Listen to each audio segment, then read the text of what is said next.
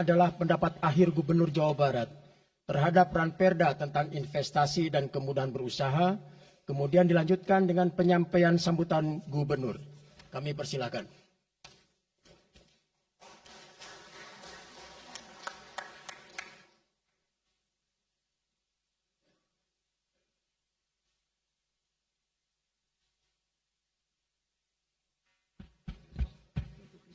Assalamualaikum warahmatullahi wabarakatuh. Sampurasun. Rampes. Yang saya hormati Ketua DPRD Provinsi Jawa Barat yang mulia Bapak Buki Wibawa, para wakil ketua Bapak Iwan Suryawan, ini tokoh politisi yang begitu kalem saat ada interupsi. Bapak MK Iswara, ini politisi yang tampan selamanya tapi tidak pernah nakal.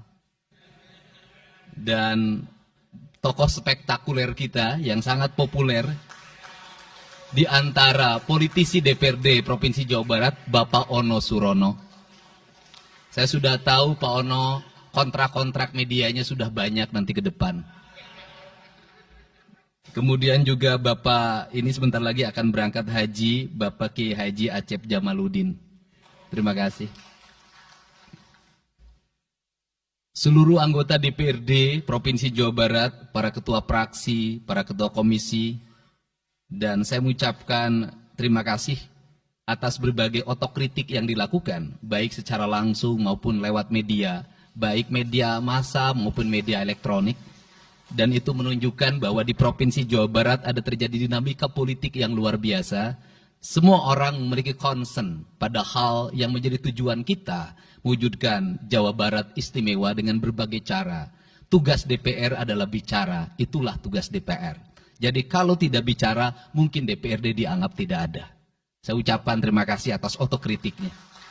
Sekretaris Daerah Provinsi Jawa Barat, kemudian yang mewakili Pangdam 3 Siliwangi, yang mewakili Kapolda Jabar, yang mewakili Kejaksaan Tinggi Jawa Barat, dan khusus untuk Kejaksaan Tinggi Jawa Barat, saya sampaikan ucapan terima kasih, rasa hormat yang tinggi kepada Kejaksaan Agung Republik Indonesia atas tindakannya melakukan penahanan dan mentersangkakan Direktur Utama PT Sritek dan salah satu mantan pejabat BJB yang sudah resign atas kasus dugaan penyimpangan kredit, yaitu menyampaikan kredit ke Bank Jabar, mudah-mudahan tidak salah, kalau salah dikoreksi, sekitar 600 miliar rupiah tanpa agunan yang memadai.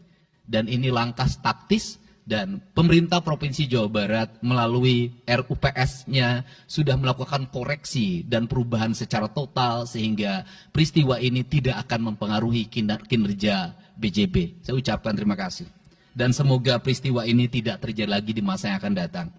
Kemudian yang hormati para staf ahli, para asisten, para kepala perangkat daerah Provinsi Jawa Barat. Yang pertama, forum ini adalah forum kebahagiaan.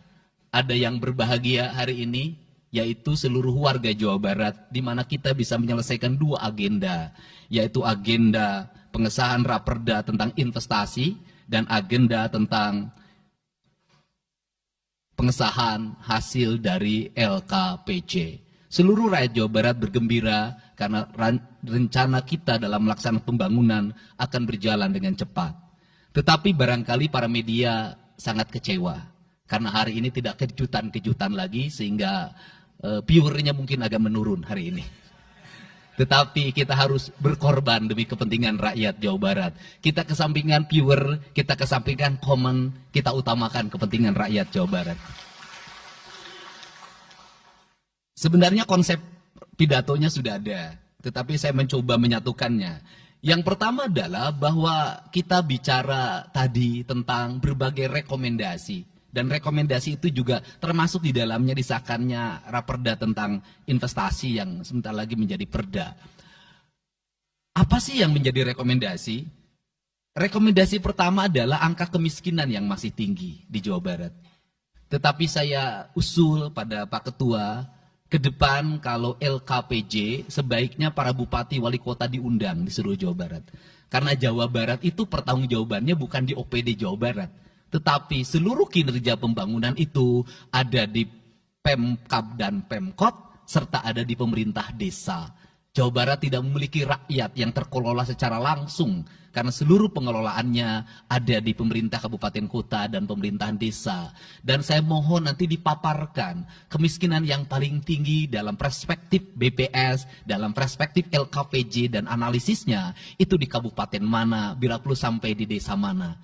Kemudian angka investasi tertinggi di kabupaten mana, angka investasi terendah di kabupaten mana, infrastruktur yang berproblem di kabupaten di mana, sehingga semuanya terpetakan dengan baik, sehingga nanti kita bisa mengorkestrasi antara pembangunan Provinsi Jawa Barat, pembangunan kabupaten kota, dan pembangunan desa secara bersama-sama dan berkeadilan. Kemudian yang kedua, bahwa investasi ini menjadi aspek yang utama dalam kinerja pembangunan Provinsi Jawa Barat hari ini. Kenapa? Karena satu, angka kemiskinan kita masih tinggi. Kemudian angka kemiskinan yang tinggi di Indonesia sebenarnya juga dipengaruhi oleh jumlah penduduk yang tinggi. Sehingga persentase kecil menurut Jawa Barat, tetapi menurut nasional menjadi besar. Keberhasilan Indonesia sangat tergantung terhadap kinerja pemerintah Provinsi Jawa Barat, pemerintah kabupaten kota, dan pemerintahan desa. Yang kedua adalah pendidikan. Yang ketiga adalah infrastruktur. Yang keempat, kesehatan. Yang kelima, pengendalian penduduk. Yang keenam adalah pengendalian lingkungan. Kemudian yang ketujuh adalah belanja pemerintah yang masih besar. Belanja tidak langsungnya, yaitu belanja untuk kepentingan pegawai. Yang kedelapan adalah pengelolaan aset. Seluruh rangkaian yang menjadi rekomendasi ini adalah tugas kami untuk meneruskan rekomendasinya. Tetapi yakinlah bahwa apa yang kami lakukan selama ini, langkah-langkah yang seringkali kontroversi, langkah-langkah yang seringkali dianggap one man show, langkah-langkah yang seringkali dianggap terlalu sendiri dan terlalu konten, sesungguhnya adalah langkah-langkah menyelesaikan ini semua. Saya memberikan contoh.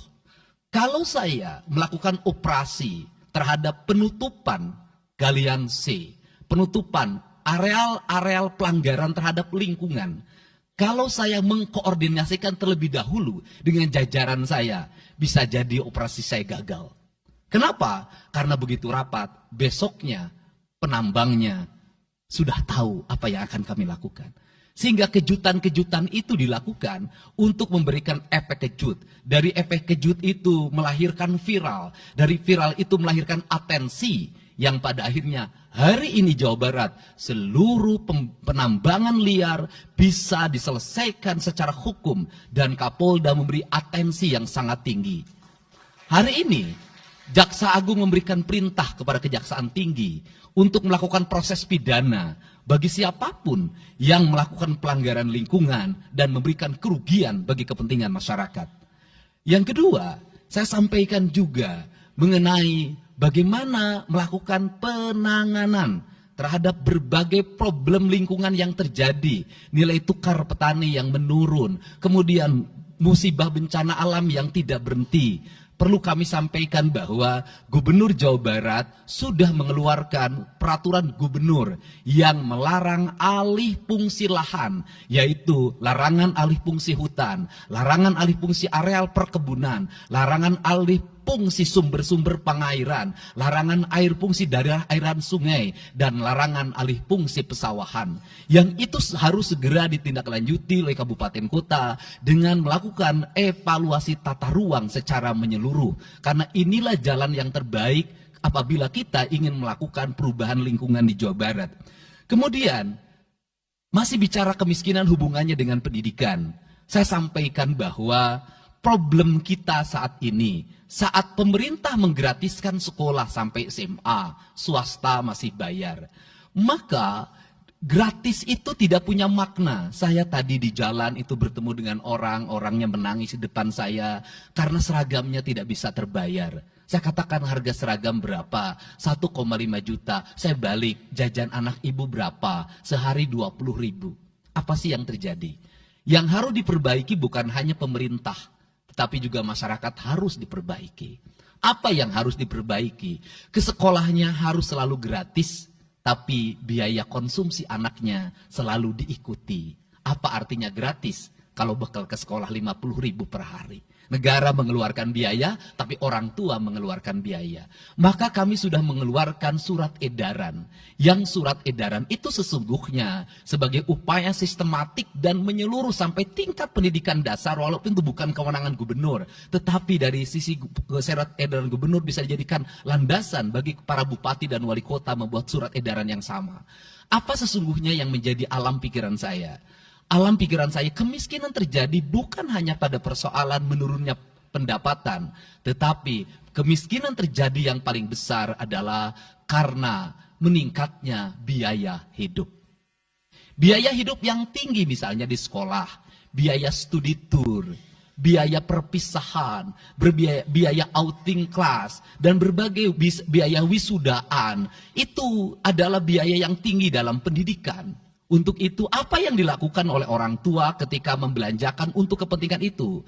Mereka pinjam bank emok, mereka pinjam bank keliling, mereka pinjam bank pinjol, mereka pinjam NBK, dan mereka pinjam bank Pancasila. Menghentikan ini sesungguhnya, saya lagi menghentikan mereka tradisi meminjam uang dalam keadaan terdesak pada para rentenir. Dan ini strategi untuk menurunkan kemiskinan. Kemudian yang berikutnya adalah perhatian ketika rakyat sakit. Maka pemerintah harus cepat hadir menangani. Kenapa? Karena orang bisa jatuh miskin ke dalam jurang yang lebih dalam. Manakala dia sakit tidak ada yang mengobati, BPJS-nya tidak mampu mengcover, biaya untuk ngontrak selama dirawat di Hasan Sadikin tidak punya, biaya untuk makan untuk keseharian tidak ada, sedangkan tulang punggungnya berhenti karena sakit. Ini juga menyebabkan kemiskinan. Kemudian yang berikutnya, kemiskinan terjadi karena rusaknya sumber daya alam, air yang hilang, sumber penghidupan yang hilang, sumber energi yang hilang, sumber protein yang hilang, sumber kalori yang hilang di lingkungan berupa kerusakan lingkungan, itu akan melahirkan kemiskinan. Maka alam yang tertata sesungguhnya adalah bagian dari upaya untuk menjaga kemiskinan. Kemudian yang berikutnya adalah belanja infrastruktur yang harus meningkat, dan itu di belanja sekarang kita sudah melihat. Itu adalah bagian dari menyelesaikan problem kemiskinan. Konektivitas infrastruktur sangat penting dalam menumbuhkan ekonomi, tetapi di balik itu kebudayaan rakyat tidak boleh diberubah. Kenapa? Infrastruktur baik bisa jadi tanahnya dijual karena mahal, pada akhirnya menjadi miskin kembali. Infrastruktur harus seiring dan sejalan dengan kerangka berpikir publik yang mengerti akan hak atas tanah. Kemudian yang berikutnya adalah pengendalian penduduk. Booming penduduk di Jawa Barat relatif besar. Untuk itu harus dibuat berbagai upaya untuk menyelesaikan problem kependudukan. Saya berkali-kali bercerita bagaimana di Majalengka saya bertemu dengan sebuah keluarga yang tinggal di kontrakan, yang ayah dan ibunya tidur ketika jam 11 siang, dan anak-anaknya berjualan di alun-alun. Jumlah anaknya 11, dan ketika saya berkunjung ke tempat kontrakannya sudah hamil lagi yang ke-12. Ini problem.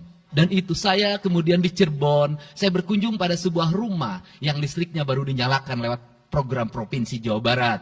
Rumahnya itu ternyata anaknya sudah 4. Padahal dia baru saja menyelesaikan rumah dari pinjaman senilai 25 juta. Dan itu pun belum selesai dan rumahnya 1 kamar.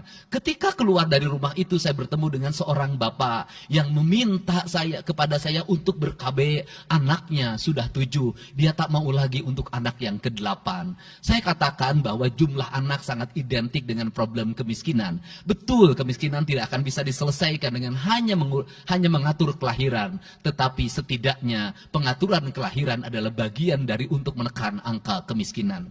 Dan yang terakhir adalah dari seluruh rangkaian ini adalah belanja pemerintah harus menjadi stimulus bagi kepentingan masyarakat. Maka jumlah-jumlah proyek harus terus segera digulirkan, digelontorkan menjadi kegiatan publik sehingga banyak orang yang kuli, banyak orang yang nyapu, banyak toko-toko yang buka, semen terjual, besi terbeli, dan kemudian regulasi ekonomi berjalan. Warung-warung bisa menjadi tempat para kuli siang hari makan siang. Dan ini adalah bagian dari strategi stimulus ekonomi yang digulirkan oleh pemerintah, itu memiliki sumbangsi terhadap 12% pertumbuhan. Dan yang terakhir adalah investasi. Investasi itu modalnya ada 3. Yang pertama adalah konektivitas infrastruktur, ketersediaan jaringan air bersih, kita jujur hari ini saya sampaikan ke DPRD, banyak perusahaan-perusahaan yang masih menggunakan air bawah tanah tapi tidak berizin. Bayar pajak tidak, jalan terus. Karena kalau dihentikan mereka pabriknya berhenti. Setelah itu apa? Mereka menjadi objek pemerasan beberapa pihak dalam setiap bulan karena dianggap melanggar perda. Tetapi kalau juga mereka dihentikan, maka pabrik itu berhenti. Dilema itu harus segera diselesaikan. Caranya bagaimana? Caranya adalah pemerintah provinsi melalui Bapeda hari ini harus segera merancang daerah-daerah yang menjadi kawasan industri harus dibangun fasilitas infrastruktur jaringan air bersih dalam bentuk investasi pemerintah sehingga nanti dikoneksikan dengan PAM-PAM atau PDAM di setiap kabupaten kota secara terkoneksi. Dan ini jalan bagi kita menyelamatkan lingkungan dan menorong pertumbuhan PDAM di setiap kabupaten kota. Karena apa? Karena angka pembayaran yang dilakukan oleh industri jauh lebih baik dibanding angka rumah tangga dan angka-angka layanan sosial lainnya. Itu yang pertama. Yang kedua adalah tumbuhnya iklim investasi di mana masyarakat merasa nyaman. Investor merasa nyaman ketika perizinannya cepat. Saya memberitahukan ya bahwa di Indramayu ada pabrik sepatu yang selama 2 tahun tidak mau buka hanya karena perizinan lingkungan hidupnya belum kelar. Saya ngambil langkah pasang badan, lakukan pembangunan karena itu menyerap 8.000 tenaga kerja. Kemudian di Cirebon juga seperti itu, banyak perizinan yang menggantung bertahun-tahun. Hari ini saya janjikan dalam 1 bulan ini seluruh perizinan di Jawa Barat tuntas dan selesai. Dan saya meminta kepala BPM TSP menjadi VR pemerintah Provinsi Jawa Barat untuk senantiasa tiap hari melihat data dan dokumen di setiap kabupaten kota. Mana yang terlambat, mana yang mengalami hambatan. Kemudian yang berikutnya adalah kenyamanan dalam berusaha. Kenyamanan dalam berusaha adalah keterangan para investor dan lingkungan masyarakat terhadap berbagai aksi gangguan dari orang yang mengatasnamakan diri preman. Untuk itu hari ini kita cukup bersyukur di Jawa Barat, peristiwa ini sudah hampir tidak ada. Kapolda kalau dengar ada preman, hari ini turun termasuk ke Garut, dengar ada preman, Kapolda turun. Ini semua stakeholder sudah bergerak dengan baik, layanan investasi sudah berjalan dengan baik, tinggal satu lagi hambatan investasi adalah masyarakat menaikkan harga tanahnya luar biasa. Kasus BYD, kenapa mengalami hambatan sekitar 20 hektar, masih belum terbebaskan. Karena rakyatnya hari ini meminta 3 juta rupiah per meter. Padahal di situ dulu 150.000, itu pun jarang yang beli. Ini problem kita. Apa peran gubernur saya sampaikan? Peran gubernur bukan hanya mendorong bagaimana investasi berjalan melalui mekanisme administratif. Saya sampai turun untuk mijitin orang yang jual agar mau jual. Dan sudah ada beberapa yang berhasil saya rayu, saya dekati dengan harga. Itu pun tidak terlalu rendah, harganya 1,1 juta. Itu sudah paling murah. Ini yang terjadi di Jawa Barat hari ini. Tidak mudah mengelola sebuah wilayah yang begitu luas. Tidak mudah mengelola sebuah daerah yang kabupaten kotanya sudah otonom. Diperlukan pendekatan-pendekatan seorang ayah pada anak-anaknya. Sehingga hari ini saya di Provinsi Jawa Barat, saya tidak memposisikan gubernur. Saya kadang memposisikan menjadi ketua RT. Saya kadang memposisikan menjadi ketua RW. Saya kadang memposisikan menjadi kepala desa. Kenapa? Karena warga ini perlu disentuh dengan pendekatan emosional yang kebapaan, bukan pendekatan struktural. Untuk itu saya yakin bahwa forum ini adalah forum kebahagiaan bagi kita semua. Kita sudah bisa menyelesaikan 2 agenda besar. Semoga ini menjadi kado terindah bagi masyarakat Jawa Barat.